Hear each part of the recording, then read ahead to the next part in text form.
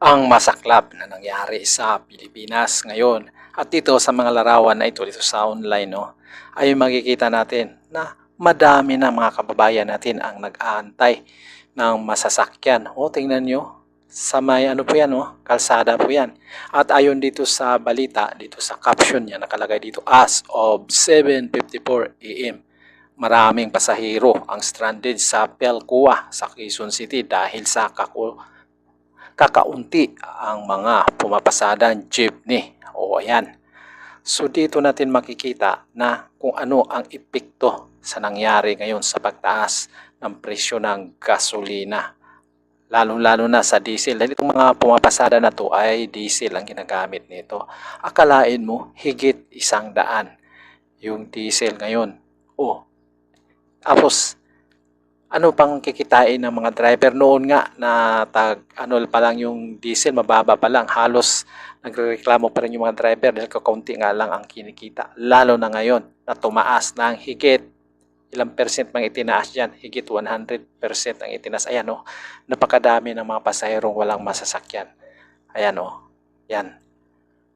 So ito na po yung mga ano pa lang kaumpisa pa lang yan, hindi pa talaga totally na apektado ang lahat. Pag nagtaasan na talaga lahat ito, mas lalo pang hindi natin maintindihan kung ano pang mangyayari sa atin dito. At ngayon, ang pinaka the best talaga nangyari ito, ano ang ginagawa ng mga binuboto nyong mga politiko, mga congressman? Ayan po yung ginagawa nila. Busy sila sa paghabol sa Duterte. Impeachment ang inaatupag ng mga, alam nyo na, ayaw ko nang sabihin kung anong klaseng mga tao ito. Ayan puro impeachment. Kanda hirap-hirap na yung mga mamamayan, sila puro impeachment pa rin. Diba? Ayan yan po yung mga ibinuboto nyong mga mambabatas na mga sabwatan sa alam mo na kung anong ibig sabihin, mga sabwatan ito, gobyerno na to. Ayan.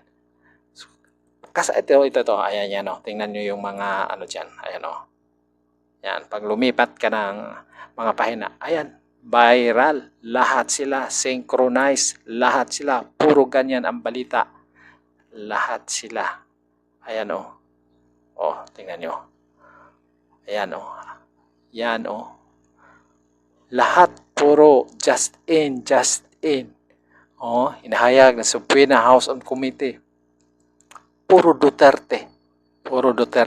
Si Duterte ba ang solusyon sa kahirapan ng Pilipinas ngayon sa nangyari ngayon sa pagtataas ng presyo? Nagkandang ngiwi na tong mga tao na nasa gobyerno ngayon.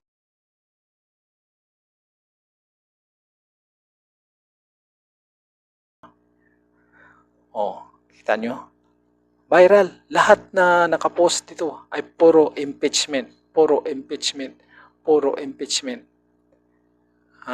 Ayan kahit saan ka magpunta. Bakit inanan niya ang Pilipinas? Binuboto kayo ng tao.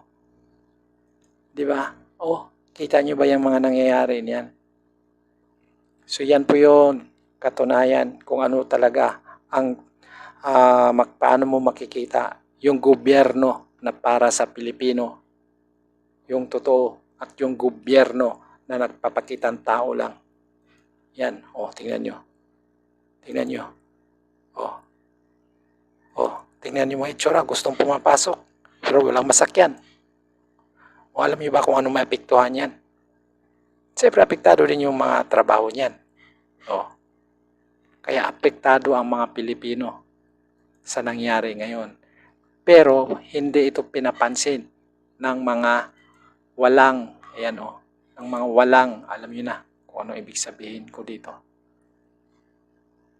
Yan, so ito po yung mga nangyayari ngayon sa Pilipinas. Ang tanong, bakit pinapayagan ng mga Pilipino na maging ganito?